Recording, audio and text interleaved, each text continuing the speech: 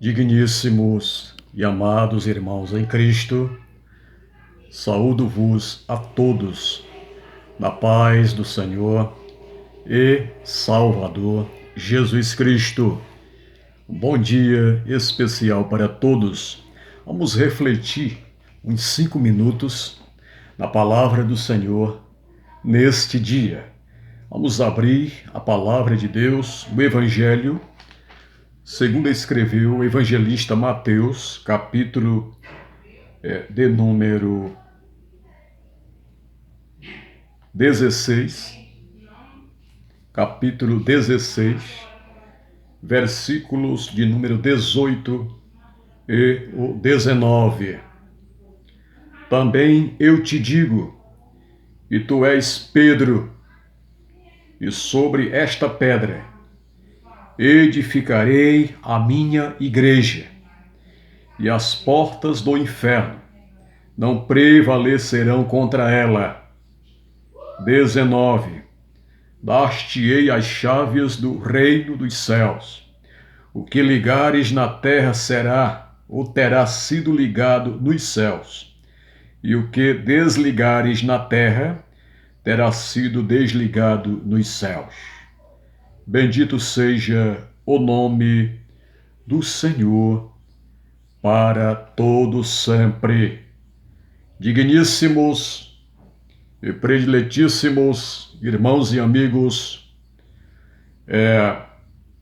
estes 2 versículos tratam-se, portanto, da pedagogia do Rei Jesus.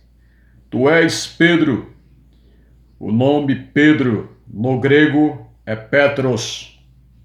Petros, que significa fragmento de rocha ou um homem de pedra. Na frase aqui seguinte, Cristo usou a palavra Petra sobre esta Petra, né? Uma forma feminina da palavra pedra e não um nome próprio, fazendo, portanto, um jogo de palavras, né? Cristo não disse sobre ti, Pedro, ou sobre os teus sucessores. Não, de maneira alguma, mas sobre esta pedra, isto é, sobre esta revelação divina, né? E esta profissão de fé em Cristo. Edificarei, né, a minha igreja. Indica que a formação da igreja estava ainda por acontecer. Ela teve início lá no 50º dia, no dia de Pentecostes, conforme Atos capítulo 2. Além desta, há somente mais uma ocorrência da palavra eclésia, igreja, nos evangelhos de Mateus 18 e o 17. As portas do inferno não prevalecerão contra ela, literalmente Hades. É o Hades, a entrada para o Hades, né? Que é a morte física, isto é, a morte física de Cristo, mencionada logo em seguida aqui no versículo de número 21. Né?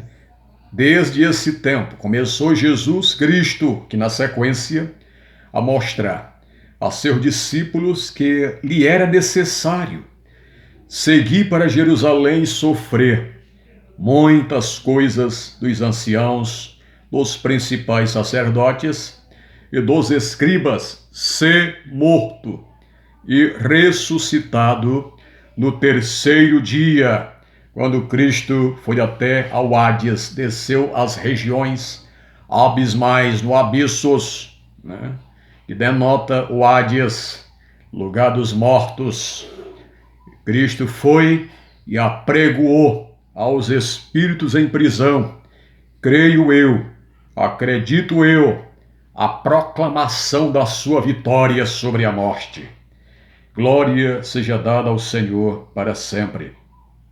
Então não impediria, portanto, a expansão da igreja pelo simples fato de que ela ou ele seria ressuscitado dentre os mortos. Está lá em Apocalipse 1 e o 18.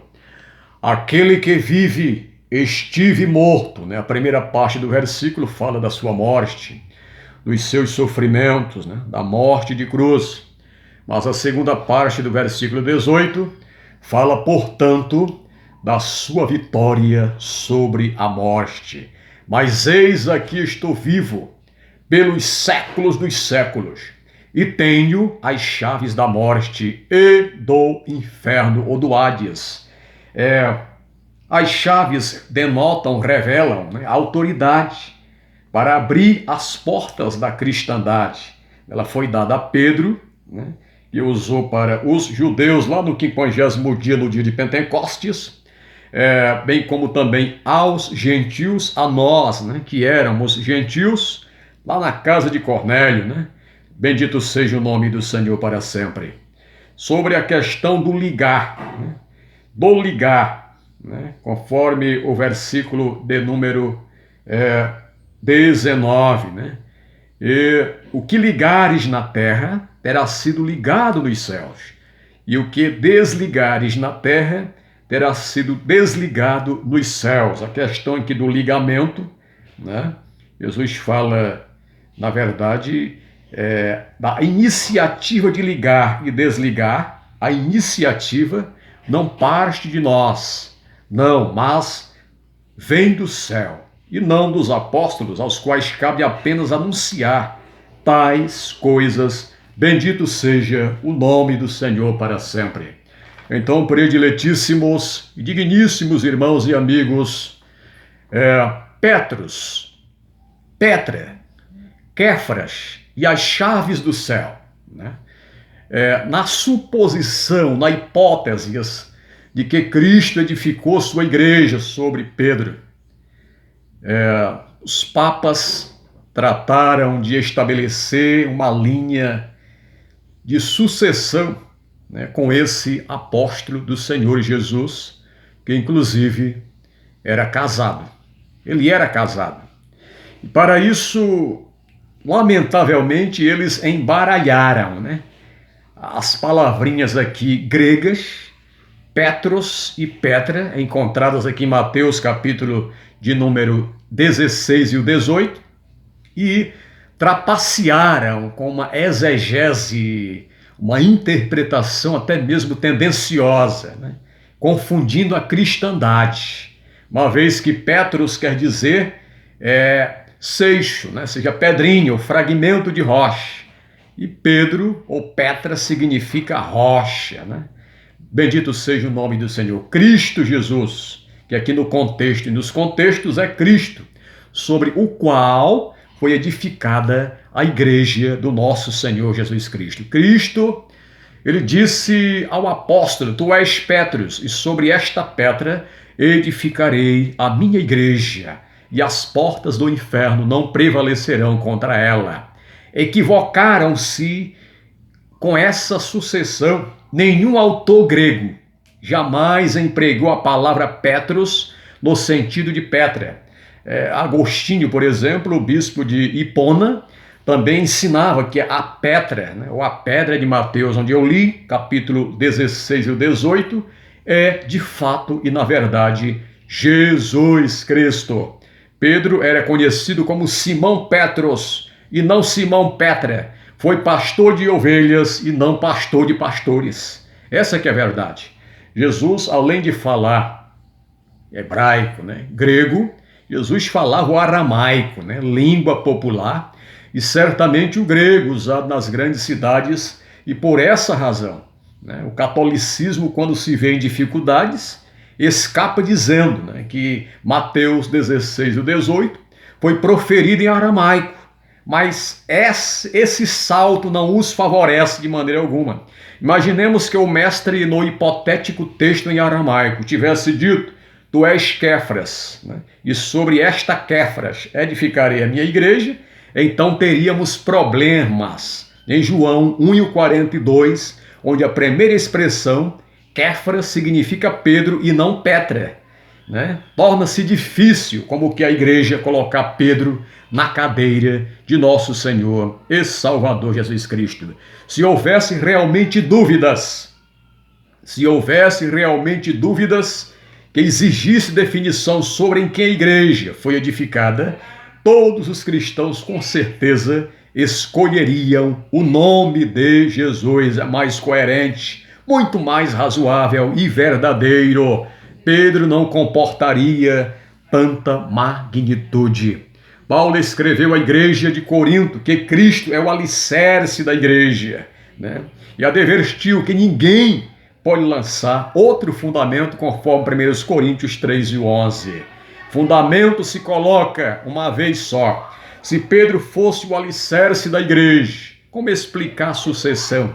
Pois não se põe fundamento acima de fundamento, em cima de fundamento.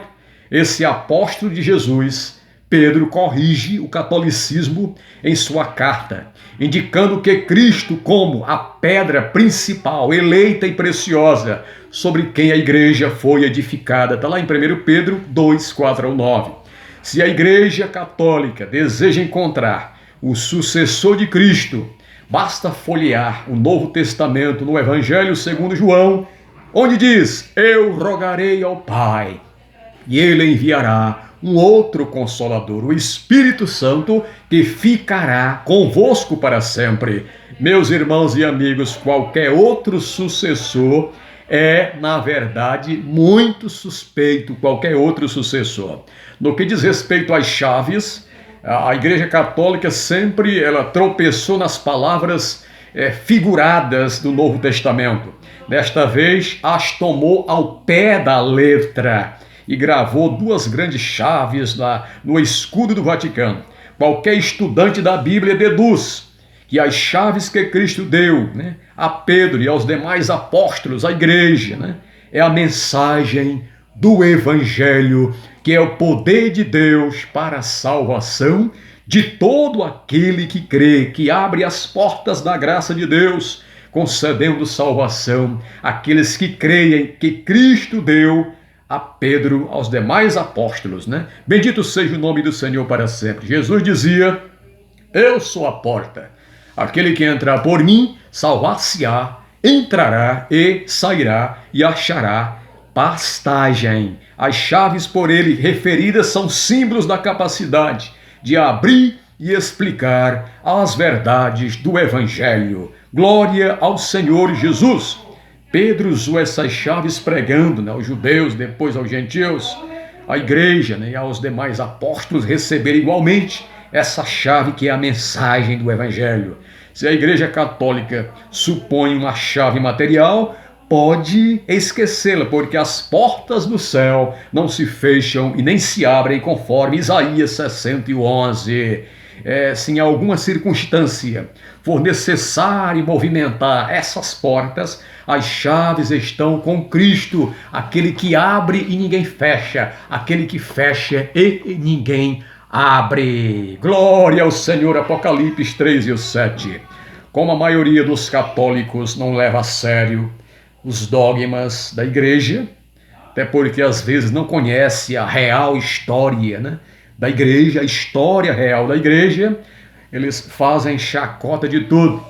Apresentam Pedro com duas grandes chaves, né? É o porteiro do céu e controla as chuvas.